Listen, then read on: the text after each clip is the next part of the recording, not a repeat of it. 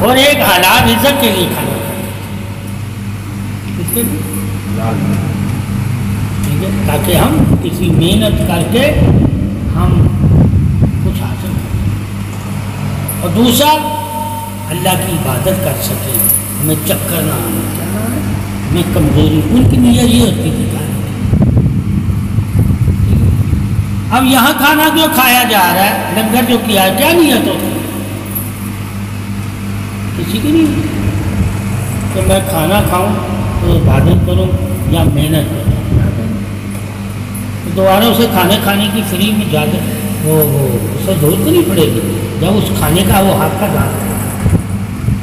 حق کھانے کا کیا ہے؟ اللہ کی عبادت اور محنت رزق کمانے، ٹھیک ہے؟ اس لیے انبیاء کی حالات زندگی پڑھنا لازم کرتی ہے، ٹھیک ہے؟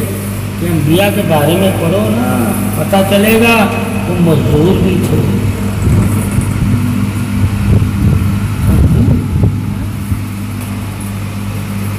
پھر صحابہ کے بارے میں پڑھو گے مزدور، سارے کوئی تاجر نہیں تھے،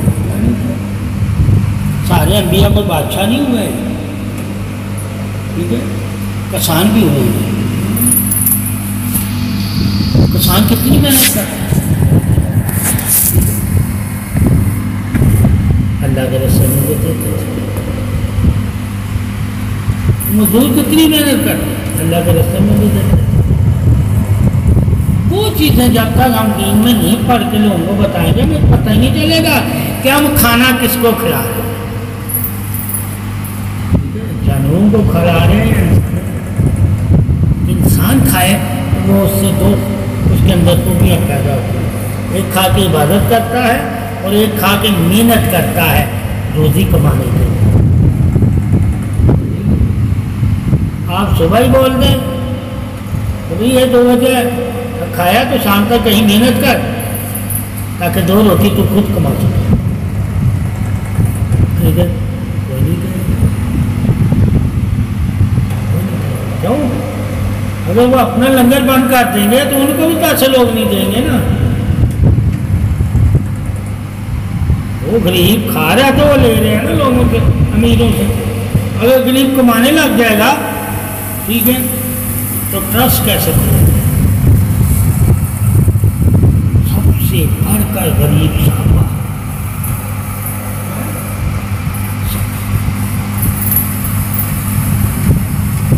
مگر کوئی مانگتا ہوا نظر نہیں،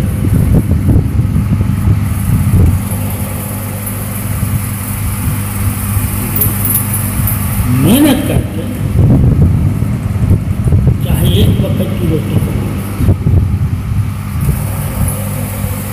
مگر وہ دور شروع کر دو جب آپ صلی اللہ علیہ وسلم فرمایا کہ کیسا کسرا جب فتح ہوگا اور تمہارے پاس مال آئے گا، ٹھیک ہے، پھر بہت سے لوگ تم میں سے مال کی طرف اور کچھ لوگ ایمان کو، اب زیادہ لوگ مال کی طرف ہوتے ہیں، جب مال آئے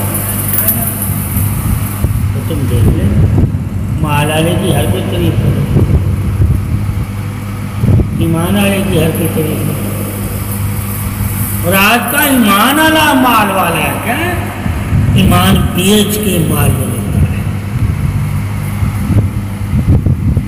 اس کے پاس دولت ایمان کی ہے، اگر وہ ایمان کی دولت سے دنیا کی دولت حاصل کرنا چاہے تو لوگ اس سے زیادہ دیتے ہیں، کیوں دیتے ہیں؟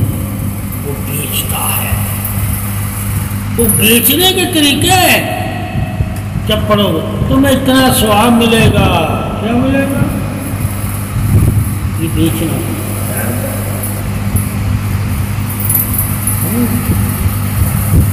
اب یہ جو باتیں ہیں تمہیں اتنا ثواب ملے گا تو بتاؤ تو صحیح کن کی خدمت سے تمہیں ملے گا؟ لازم نہیں کہ تیری کریں تو ملے گا، یہ لازم ہے۔ اللہ نے جن لوگوں کا حکم ہم ان لوگوں کے بارے میں بتائیں اور تمہیں کہیں مال ہمیں جمع کروا، ہم دیں گے، کیا دیں گے؟ جو صحیح حقدار ہوگا۔ اللہ نے پھر قرآن میں جو وضاحت کی ہے ٹھیک ہے کہ یہ حقدار ہے، تو کیا ہم نے قرآن نہیں تمہارے سے سنا نہیں کہ یہ حقدار ہے؟ جب ہم نے تم سے پتہ کر لیا کہ ہم یہ حقدار ہیں تو فرض ہو گیا نا ہمیں حقدار کے پاس جانا۔ جب ہم تمہیں حقدار کے پاس ہی نہ جانے دیں، وہ کہیں گے نہیں نہیں تم پیسے ہمیں دے دو، تو یہ تو دین نہیں کہتا، دین تو کہتا ہے حقدار کے دروازے پہ جا کے جاتے، اور کون دے؟ جس کو اللہ نے دیا ہے۔ اب وہ دیا والے جو ہے نا وہ نہیں جاتے، کون جاتے؟ جنہوں نے ٹرسٹ بنا کے ان سے دیا وہ جاتے۔ اب وہ جو جا رہے ہیں وہ سارے غریب ہیں، کیا ہے؟ جا رہے ہیں، اللہ کہتا امیر جائے غریب کو دینے تاکہ غریب کی گردن نیچے ہو۔ اب تیرا بندہ گیا وہ غریب ہے، وہ تو عاجزی سے پیش آئے گا نا، ٹھیک ہے، مگر امیر جائے گا تو جب عاجزی کرے گا تو اس کی انا ختم ہوگی نا۔ غریب کے پاس تو انا ہوتی نہیں، تو غریب بانٹ رہے ہوتے ہیں کیا؟ صدقہ، خیرات، لنگر، وہ سارے غریب بانٹ رہے ہوتے ہیں۔ امیر کو جب سے فرصت ہی نہیں ہوتی تو کہاں آ کے کفایہ امیر اس کو دے دیتا، کیا دے دیتا ہے؟ وہ خود اپنی انا ویسے ہی۔ تو اللہ نے غریب کے آگے امیر کو جھکنے کا یہ ذریعہ بتایا کہ امیر مالدار ہے مگر تیرے آگے جھکے گا کہ دینے کے لیے، اللہ کو راضی کرنے کے لیے۔ جب امیر اللہ کو راضی کرنے کے لیے تیرے ساتھ عاجزی سے پیش آئے گا تو اللہ راضی ہوگا نا، اگر انا ہی رکھے گا تو اللہ تھوڑی راضی ہوگا۔ اس لیے ڈائریکٹ غریب اور امیر کا تعلق بنایا۔ اب تعلق ہی نہیں بنتے غریب کا امیر سے، کیوں تعلق کیوں نہیں بننے دیتے؟ تو وہ ٹرسٹ والے لوگ نیچے ہیں، امیر سے ہماری سلامت ہوئی، معاشرے میں ہماری عزت نہیں ہوگی، کیا نہیں ہوگی؟ جب ہم میر کے گھر جائیں گے، میر ہمیں گھر بٹھائے گا چائے پانی، تو ہم گھر سے باہر نکلیں گے 10 لوگ کہیں گے یار اس سے تعلق ہوں گے اچھے، تو کل کو اگر اسے کوئی پریشانی ہوگی تو یہ بندہ میر ہے، اس کو تعلق ہے، یہ اس کے کام آئے گا، تو لوگ ڈریں گے، کیا ڈریں گے؟ سمجھ؟ اب امیر کا غریب سے کوئی تعلق ہی نہیں رکھا، کیوں نہیں رکھا؟ 10 سالوں سے تعلق ہے، ٹھیک ہے، وہ 10 سالوں سے ملے گا آ کے، غریبوں سے نہیں ملے گا،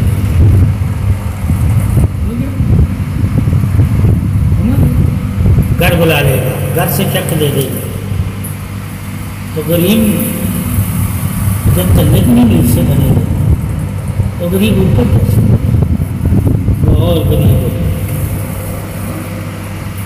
اس لیے اور غریب ہو رہی ہے، تعلق نہیں رہنے کی، تعلق اصل تعلق ہے، جب تعلق ہی نہیں رہے گا امیر سے ہمارا، ٹھیک ہے، ہم کامیاب ہو سکتے۔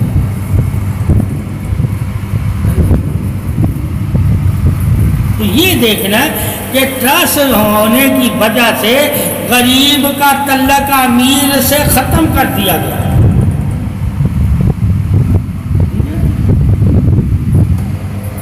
جب ختم کر دیں گے تو غریب کہاں جائے گا؟ لینے کو لگے گا، کیا لگے گا؟ ذلیل ہوگا۔ پہلے وہ گھر جا کے بیٹھ رہا ہے امیر کے، اور امیر کو حکم اس کے گھر جا کے تلاش کر کے اسے دے، جو قرآن ہوتا ہے۔ جب ہم جانیں گے کہ غریب کو تلاش کرنا، غریب کے گھر جا کے دینا امیر کو حکم ہے،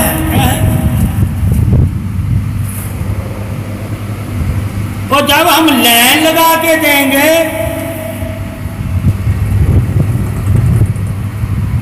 پھر غریب کی عزت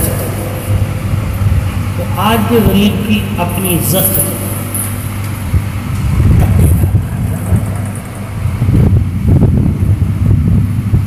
دھکے کیوں کھا رہے ہیں؟ ٹرسٹ کی، اور اگر وہی شرح نہ رہتا کہ غریب امیر کے گھر جا کے دستک دے تو دھکے نہ رہتے،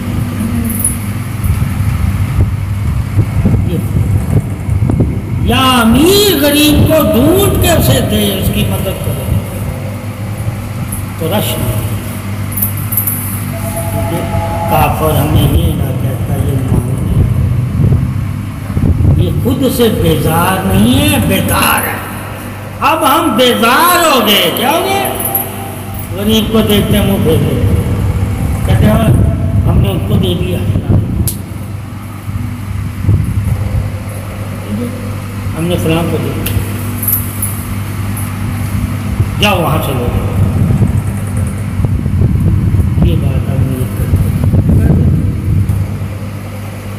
یعنی کہ گھر میں وہ چاہتا ہی نہیں ہے دعا ملے مجھے، برکت ملے مجھے، عزت ملے، وہ کیا چاہتا ہے جس کو میں نے دے دیا اس کو عزت ملے۔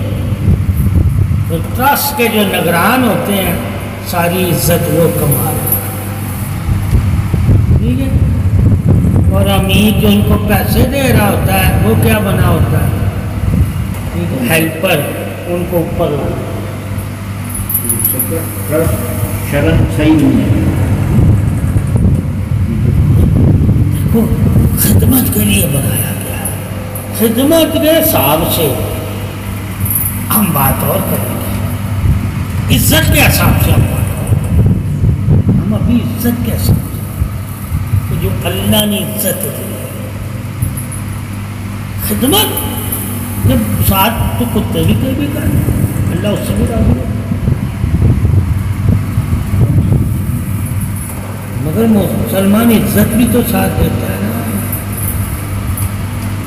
اب مسلمان عزت نہیں دے رہا، کیا نہیں دے رہا؟ قدر کا قائل ہے، کیا ہے قدر؟ کیا اپنے سے دوسرے کو حمیت دی، جب اپنے سے ہم نے دوسرے کو اپنے سے بڑھ کر حمیت نہیں دی تو ہم نے قدر نہیں کی، کیا نہیں کی؟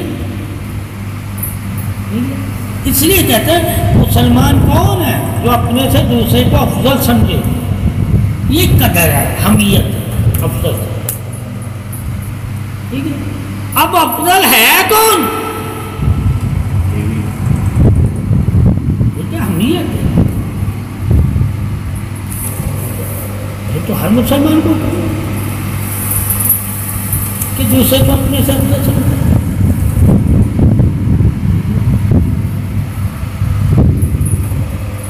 صحابی بھی ایک دوسرے کو اپنے سے افضل سمجھتے، اسی لیے تو حضرت علی نے کہا صدیق اکبر اور بھی مجھ سے افضل ہے۔ وہ حدیث کہتی ہے نا، قرآن کہتا ہے کہ محمد وہی ہے جو دوسرے محمد کو عزت دے، فضیلت دے۔ آپ نے کیا کہا؟ میں عام مسلمان، عام اپنا شمار آپ نے عام مومنوں میں کیا، اللہ کے بولتے ہیں۔ مگر یہ تو حضرت علی کی عاجزی ہے نا،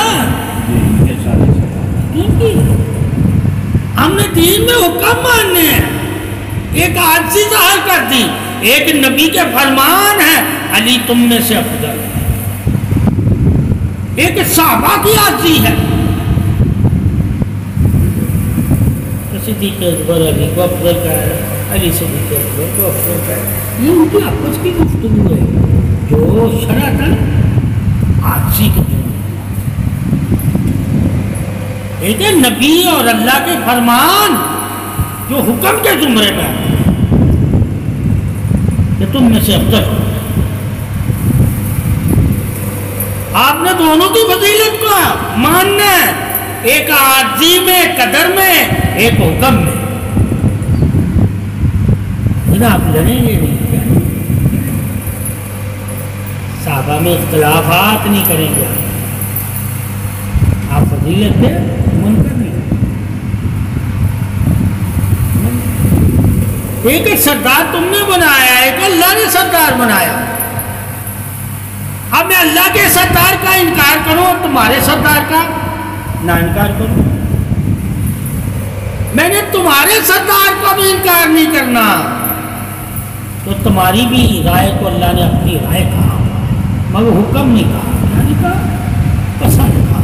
میں تمہاری پسند کو بھی اپنی پسند بنا لیتا ہوں۔ اس لیے بنا لیتا ہوں، کس لیے؟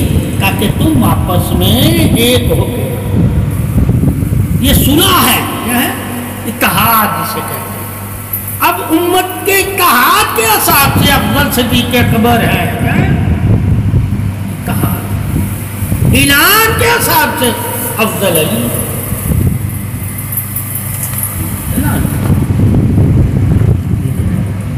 جو ایک فضیلت اتحاد راضی کیا سب کو، ایک میں اعلان کیا راضی نہ کیا، بتایا سب۔ آپ اور میں راضی ہو کے ایک چیز کہتا ہوں، یہ ہمیں راضی کر کے نہیں کہتا، کہتا ہے یہ حکم ہے۔ صدیق اکبر نے حکم نہیں کہا کہ حکم ہے اللہ کے نبی کا کہ میں ہی خلیفہ ہوں۔ اتحاد ہو جائے کہ حقدار زیادہ ہے،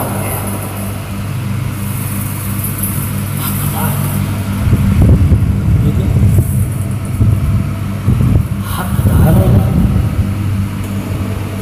اور اعلان ہونا۔ آپ کی فضیلت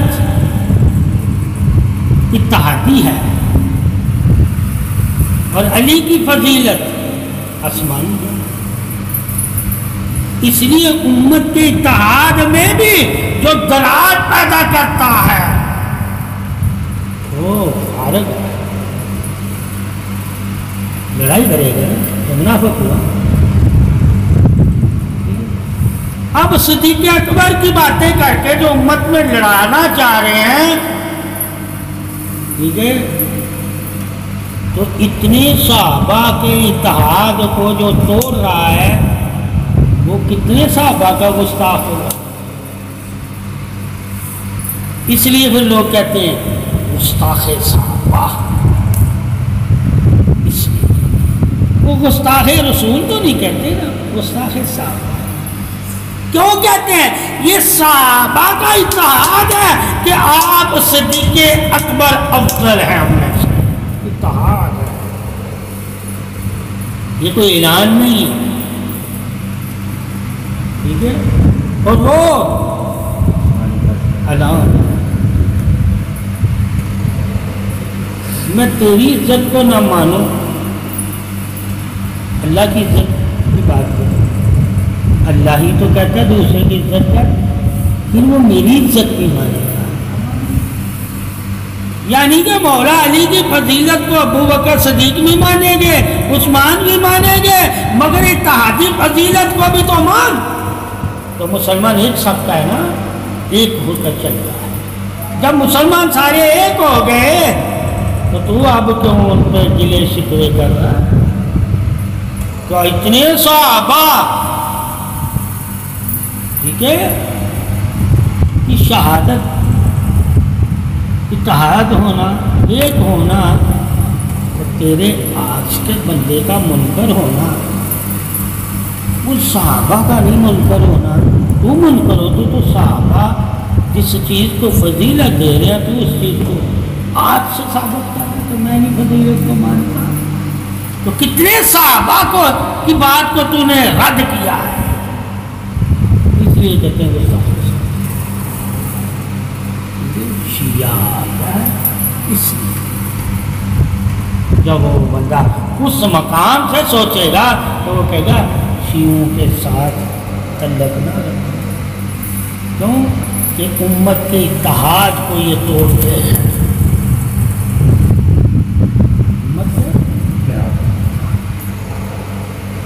نبی کے فرمان سے نہیں ٹھیکتے، امت کے اتحاد سے ٹھیکتے۔ اتحاد لازم، تو تم جب تک ایک ہو کے رہو گے تم غالب ہو، اور جب تک ہم ایک ہو کے رہے تھے وہ صحابہ تھے۔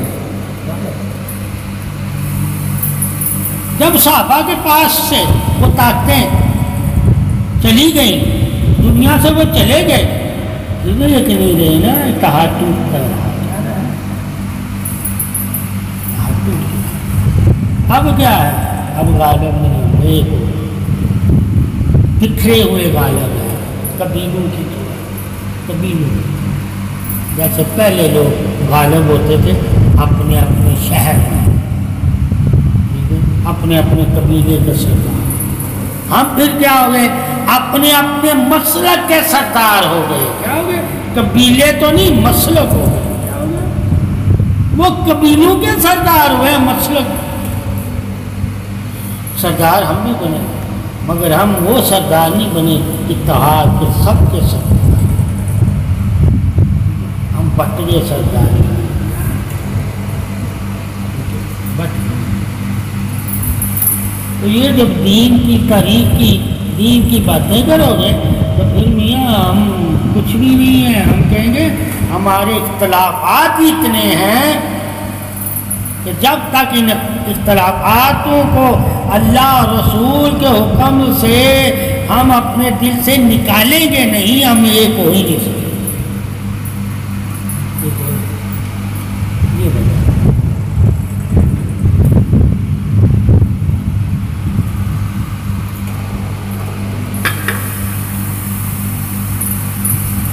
اب دیکھو نا، حضرت علی تھے نا، بیعت بعد میں کی نا،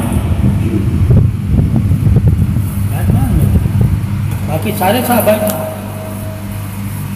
آپ نے بھی کیا شکوہ کیا؟ تھوڑا انتظار کر رہا ہے تو مخالفت تو نہیں،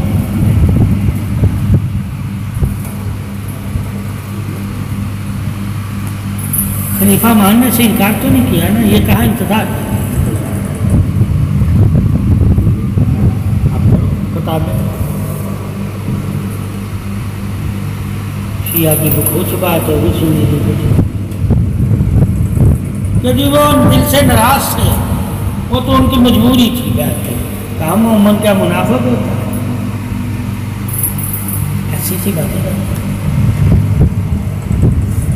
پھر آ کہیں گے ہمارے بہت مان کتابیں ایسی ایسی لکھ دی انہیں لوگوں نے لکھی، ٹھیک ہے، جو خود اللہ ہی معاف کرے۔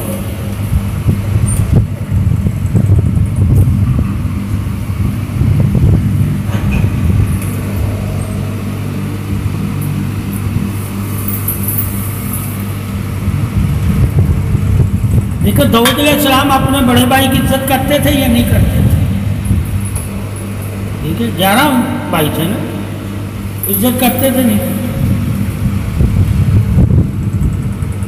ٹھیک ہے، بہت کرتے تھے، ٹھیک ہے، اپنے بڑے بھائیوں کی عزت، کھانا لے کر جاتے تھے، کون لے کر جاتے تھے؟ ماں بیٹی جا بیٹا میرے بھائی جہاں جا ان کے لیے۔ اب یہ خدمت کی وجہ سے ہم کہیں داؤد علیہ السلام افضل نہیں ہے، ارے داؤد علیہ السلام نبوت کی وجہ سے افضل ہے، بھائی ہونے کی وجہ سے بڑا بھائی افضل ہے، وہ بڑے بھائی کی فضیلت انہوں نے اپنی جگہ رکھی، اللہ نے ان کی نبوت کی فضیلت اپنی جگہ رکھی۔ اسی طرح صدیق اکبر ہی پر افضل ہے، کیا ہے؟ مگر عمر کی وجہ سے، عمر بڑے ہونے کی حدیث کہتی ہے بڑے ہونے کی وجہ سے بھی بڑے کو عزت دو، حضرت علی دی دیجیے، اب میں تمہیں عزت دوں اور مجھے تیری فضیلت نظر آ رہی ہے، تجھے میری نہیں آ رہی۔ ان کو تو ایک دوسرے کی نظر آتی تھی تو عزت دیتے، ہمیں ایک نظر آ رہی ہے دوسری نظر آتی ہے، کیا نہیں آتی؟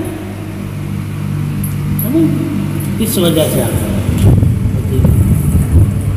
یہ بھی جاننا کہ اللہ کے نبی نے عمر کے اصحاب سے بھی ایمان کے بارے میں بتایا کہ ایک ایمان والا اگر اس عمر میں ہے اور ایک ایمان والا اس عمر میں ہے، ایک نے بڑے کی اس وجہ سے عزت کرنی ہے، چھوٹے نے اس لیے کرنی ہے۔ آگے یہ حکم ہے، اگر صحابہ ایک دوسرے کی عزت کر رہے ہیں اس وجہ سے، یہ بھی تو دین سکھاتا ہے۔ اس لیے سرکار صلی اللہ علیہ وسلم نے صدیق اکبر کو منبر پہ کھڑا کیا مسئلے کیوں؟ آپ بزرگ تھے، عمر میں بڑے تھے، تو شرح کیا کہتی جب شرح پڑھی ہوگی کہ اگر تم میں سے اگر کوئی بڑا عمر میں ہے، زیادہ پڑھا لکھا ہے، یا یہ تم یا نماز پہ اس کو کھڑا کرتے ہو، ٹھیک ہے؟ جب ہم شرح کو حکم پڑھیں گے تو ہم کہیں گے یار اس میں فیصلہ کرنے کی تو ضرورت ہی نہیں ہے، ٹھیک ہے؟ تو جہاں تک کہ حضرت عمر، حضرت صدیق اکبر نے کی جماعت تو اور صحابہ بھی کرواتے تھے، اگر جماعت کرانے کی وجہ سے افضل کہہ رہے ہو تو پوچھو نبی سے کتنے صحابہ سے جب جنگ کرنے جاتے تھے تو جماعتیں کراتے اپنی اپنی، ان کو کیوں نہیں خلیفہ بنایا؟ اگر نماز کی وجہ سے وہ نہیں بتائیں گے، کیا نہیں بتائیں گے کہ یار جب اللہ کا نبی کسی کو کسی جگہ سپہ سالار بنا کے بھیجتا تھا تو پیچھے جو صحابی ہوتے تھے اس کے پیچھے ہی نماز پڑھتے تھے، امیر ہوتے تھے، ٹھیک ہے؟ اب آپ صلی اللہ علیہ وسلم کے دور میں کتنے لوگ امیر بنے؟ انہوں نے تو دعویٰ نہیں کیا کہ سرکار نے ہمیں امیر بنایا، اس سے ثابت ہے اس دعوے کی وجہ سے خلافت نہیں ملی کہ سرکار نے مجھے نماز پہ کھڑا کیا، ہم نے یہ بات نکالی۔ جب ہم ذاتی اس بات کو نکالیں گے، دین میں نہیں لکھی ہوئی اس وجہ سے خلافت ملی، عالموں نے فضیلت خود سے کری ہے، کیا کری؟ تو پھر آگے کی نا بات، ٹھیک ہے؟ تم خلافت والے دن کے خطبے کو صدیق اکبر کو پڑھ، جس کو سن کر تمام صحابہ کرام راضی ہو، خطبہ سن کے راضی ہو، وہ خطبہ جب ہم پڑھیں گے تو اس میں یہ بات ہی نہیں ہے، اس میں اللہ رسول کی باتیں سنیں، اپنی نہیں بتائیں۔ وہ قبیلہ قریش کی فضیلت بتائی ہے اور کہا اے لوگوں، قبیلہ قریش کے علاوہ کوئی حقدار نہیں مومنوں کی سرداری کا، مسلمان، تو میں قبیلہ قریش، اللہ نے قرآن میں سب سے بڑا قبیلہ قریش کا دیا، اس آیت پر سر خاموش ہو گئے،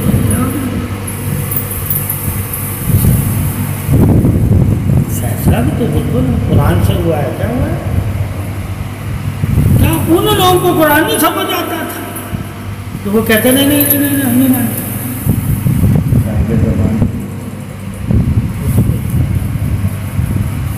ٹھیک ہے؟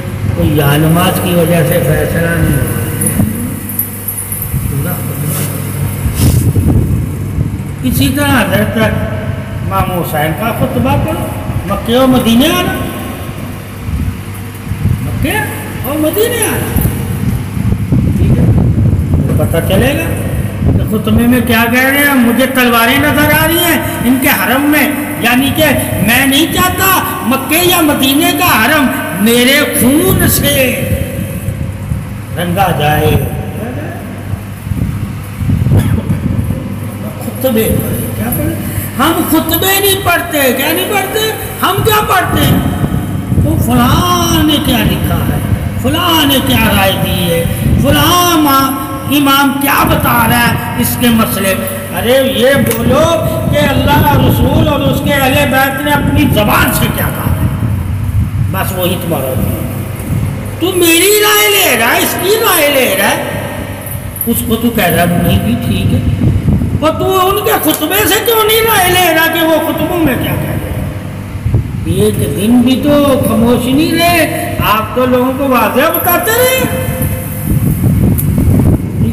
آپ تاریخ پڑھ رہے ہیں، تاریخ میں تو حوالے ہوں گے، مگر جب آپ خطبے پڑھیں گے تو وہ خود ہوں گے، ان کا پھر منکر تو نہیں ہو سکتا۔ ذاتی باتیں آپ کم پڑھتے ہیں، ٹھیک ہے؟ آپ کون سی پڑھتے ہیں؟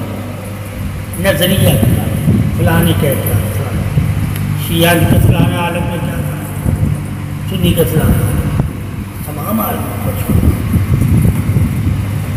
تمام۔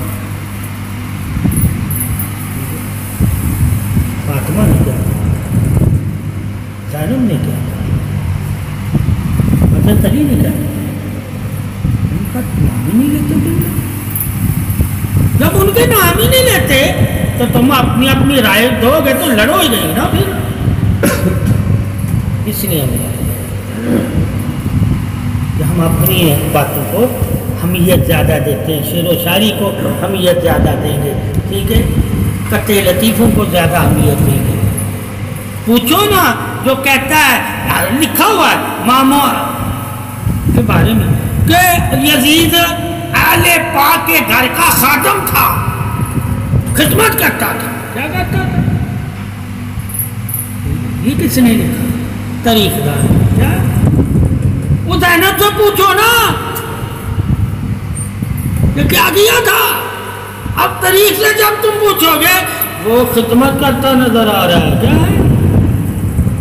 ایسے ہیں تاریخ وہ ایک نے تو ابھی 2-4 دن پہلے پورا کھانا دیتے تھے، سچی باتیں ہیں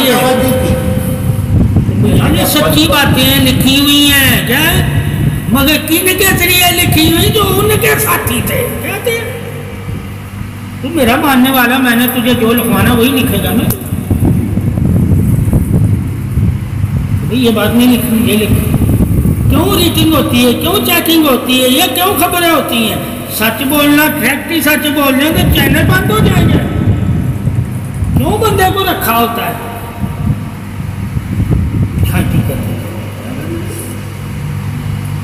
دنیا کی کوئی بھی چیز کو جب تم دیکھو گے پہلے اس میں جھانکی کرو، ہاتھی مارکیٹ میں ڈائریکٹ نہیں دے سکتے، ریٹ نہیں لگے گا،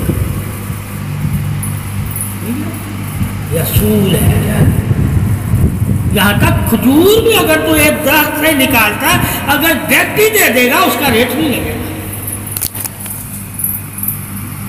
اسی طرح تیری بات کا وہ ریٹ نہیں لگے گا۔ یہ اصول ہے گفتگو کے، کاروبار کے، بزنس کے، کھیتی باڑی کے اصول ہے کہ ہر تجھے زمین ہی زمین، اس کو بھی کھیت کہیں گے، اس کو بھی کھیت کہیں گے، مگر قیمت ایک جیسی نہیں ہوگی، فصل کے اوپر قیمت ہوگی، اس کے اوپر۔ اب مٹی ہے، آپ مٹی کی قیمت نہیں اسے دے رہے، مٹی زرخیز کتنی ہے، ٹھیک ہے، ثابت ہوا قیمت مٹی کی نہیں، زرخیز کی۔ اگر آپ نے زرخیز، اسی طرح ٹھیک ہے، 8 کھیت ہیں، 2 زرخیز ہے زیادہ، اس کی قیمت زیادہ رکھے، دوسرے زرخیز نہیں ہے، ایک 10 لاکھ کا مل رہا ہے، ایک 10,000 کا مل رہا ہے، کھیت دونوں کھیت ہی کہیں گے، ٹھیک ہے۔ یہی ہماری اوقات ہے، کسی کی مٹی بہت زرخیز ہے، اس میں وہ پھل اگتا ہے جو بہت قیمتی ہے، اور کسی میں صرف گنا ہی اگتا ہے، کھیت اسے بھی کہتے ہیں، اس کا بھی تعلق مٹی سے ہے، گنے کا، پھول کا بھی تعلق مٹی سے ہی ہے، زعفران کا بھی تعلق مٹی سے ہی ہے۔ کیوں ہر چیز کا تعلق مٹی سے رکھا، اور کیوں ہر چیز کی قیمت ایک جیسی نہیں رکھی ہے؟ تاکہ انسان کو بھی تو مٹی سے جانا، یہ بھی مٹی ہے، مگر یہ زرخیز کس کا ہے؟ کیا اس کے اندر گلشن ہے، خوشبو ہے، کیا ہے اس کے دل میں؟ اس دل کی وجہ سے اس کی قیمت کا خیال کرنا، مٹی کی وجہ سے اس کی قیمت نہ لگانا، اس کے دل کی زرخیز زمین کی وجہ سے اس کی قیمت، ٹھیک ہے، کسان ہو گئے تو عزت کرو گے نا مٹی کی، کون ہو گئے؟ کسان ہو گئے تو مٹی کی، کمیار ہو گئے تو عزت کرو گے نا مٹی کی، ٹھیک ہے۔ اب ایک انسان نے مٹی سے اینٹ بنائی، ایک نے پتلے بنائے، ٹھیک ہے، اینٹ والا پتلے والا کہ یار یہ بھی مٹی سے یہ بھی مٹی سے ایک ہی قیمت ہے، ٹھیک ہے، وہ گیا مٹی آگ سے اس طرح میں نے بنائی ہے، اس کو میں نے ہاتھ سے بنایا ہے۔ اب یہاں دیکھنا اللہ نے کس کو ہاتھ سے بنایا ہے اور کس کو آگ سے،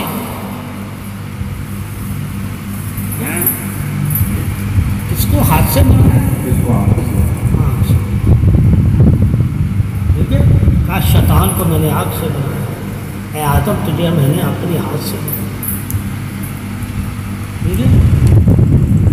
جو یہ ہی نہ فرق کر سکے کہ ہاتھ سے بننے والا اور آگ سے بننے والا برابر کیسے ہو سکتے ہیں، اور شیطان کیا کہہ رہا ہے، میں مجھے آگ سے تو نے بنایا، کہا بے شک تجھے آگ سے بنایا مگر تو افضل نہیں ہے، کیونکہ اسے میں نے ہاتھ سے بنایا۔ تو کیا ثابت ہوا کہ شیطان کے پاس عقل ہی نہیں تھی کہ فرق کر سکے آگ اور ہاتھ کا، فرق ہی نہیں، جو فرق ہی نہیں کر سکا، جسے معلوم ہی نہیں ہے کہ فضیلت کس کو کہتے ہیں، پیدائش کو فضیلت نہیں کہیں گے، کیا نہیں کہیں گے، پیدا تو اللہ نے ہر کسی کو کیا ہے، مگر اپنے ہاتھ سے بنا کر اللہ نے صرف پیدا آدم کی اولاد کو کیا ہے، ٹھیک ہے،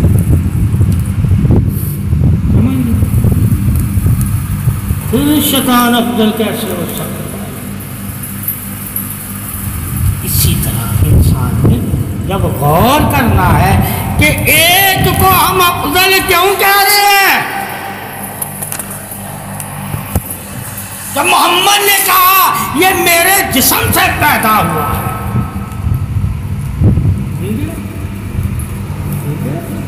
پیدائشوں میں فرق جاننے کے لیے ذاتوں کو دیکھنا پڑتا ہے، کون سی بات کس سے منسلک ہے اور کون سا نفس کس سے منسلک ہے اور کون سا نور کس سے منسلک ہے، تو پھر ہم اہل بیت اور صحابہ میں فرق کر سکیں گے،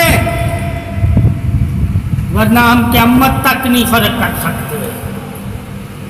ایک ایمان لایا، ایمان لگ کے قرب والا ہوا، ایک جسم سے قرب والا ہے، ایک ذات ہے، تم مجھ سے ہو میں تجھ سے ہوں، ٹھیک ہے، مگر ایک کو کہا یہ میرے قرب میں ایمان کی سلامتی میں اس وجہ سے آیا کہ یہ مجھے رسول مان کر مجھ پہ ایمان لا کر میرے قریب آیا اور مجھ سے محبت کی وجہ سے یہ دین میں کامل ہوا۔ ایک دین میں کامل ہوتا ہے نبی اکرم صلی اللہ علیہ وسلم سے محبت کر کے، اپنے ماں باپ سے بڑھ کر جب نبی اکرم صلی اللہ علیہ وسلم سے محبت کرو گے تو دین میں کامل ہوگے، ٹھیک ہے۔ ایک کے بارے میں کیا ہے، کیا ہے، جس طرف حسین موڑے گا اسی طرح محمد،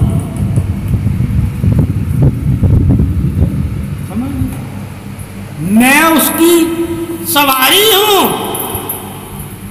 اور یہ میرا سوار ہے۔ اگر سواری اتنی خوبصورت ہے تو سوار اس سے بھی خوبصورت ہے۔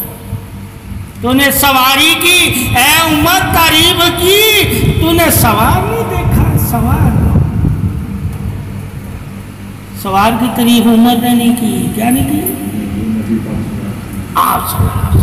اب آپ عمر کی تعریف کی حد نبی تک ہے، اور نبی کی تعریف حسین۔ بتا دیا کہ صحابہ کس طرح کرتے اور پھر نبی کس طرح تعریف کرتا تھا اپنی اہل بیت کی، یعنی کہ حسن حسین کی۔ اسی طرح عقل والے کے لیے اشارے ہوتے ہیں کہ تعریف میں ایک کے ساتھ ذات ہے، ایک کے ساتھ صرف ایمان ہے، اور ایک کے ساتھ سراپا ہی قرآن ہے، یعنی کہ معجزہ جس کا جسم سراپا نور معجزہ حقیقت گواہی ہے، ایک کا جسم اس کے جسم سے جسم ہے، اور ایک کا جسم آدم علیہ السلام کی اولاد سے جسم ہے۔ جسم دونوں ہی ہیں، یعنی کہ صحابہ کا بھی جسم ہے، یعنی کہ اللہ کے ہاتھ سے بنا ہوا،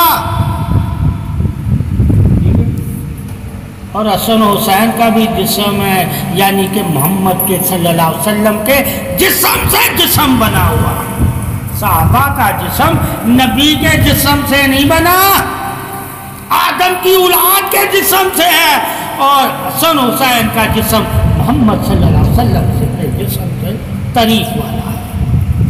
ایک کا ایمان کی وجہ سے تعریف والا ہے، ایک کا محمد صلی اللہ علیہ وسلم کے جسم کی وجہ سے تعریف والا ہے۔ آپ تعریف کریں، وجہ بتائے کہ بھائی حد بندی ہے تعریف کی، ٹھیک ہے، بڑھ کر تعریف محمد صلی اللہ علیہ وسلم سے بڑھ کر تعریف کرنا صرف اللہ کی تعریف ہے، صحابہ کی نہیں ہے۔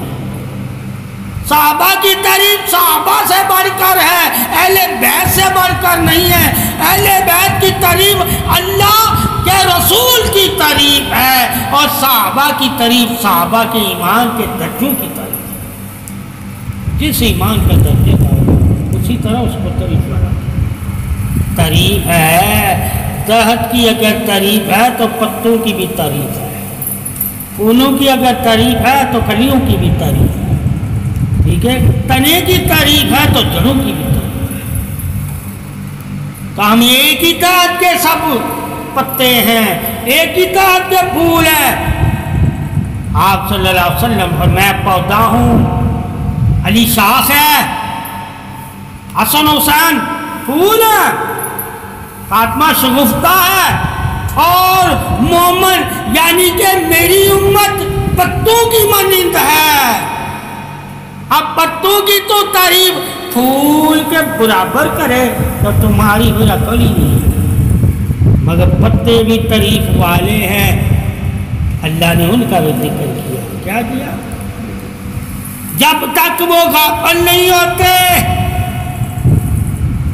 درخت سے جڑے رہتے ہیں، اللہ کا ذکر کرتے رہتے ہیں، اور جب درخت سے اللہ اسے دور کر دیتا ہے تو ذکر سے غافل ہوتے ہیں تو دور کرتا ہے۔ اسی طرح کہا جب تک علی کرم اللہ وجہ الکریم سے مومن جڑا رہے گا ایمان والا ہے، اور جب اس سے دور ہو جائے گا غافل ہے، غافل ہے، ٹھیک ہے۔ تو علی کرم اللہ وجہ الکریم کا ذکر غفلت سے بیداری ہے، اور جو نہیں ذکر کرتا وہ غافل ہے، غافل ہے۔ اس حدیث کی روشنی اس لیے کہتے ہیں وہ مردہ ہے، جس طرح درخت سے پتا جھڑ کے مٹی میں مردہ ہو جاتا ہے، اسی طرح حضرت علی کی بغض والا نور سے بے ایمان ہو کر مردہ ہو جاتا ہے۔ اللہ اس کے دل میں نور نہیں پیدا کرتا، اور جس کے دل میں نور نہیں ہوتا اللہ قرآن میں کہتا وہ مردہ دل ہے، یعنی کہ منافق بھی کافروں کی طرح ہی مردہ دل ہے۔ جس طرح اللہ نے کافر کو نور نہیں دیا، منافق کو بھی نور نہیں دیا۔ یہ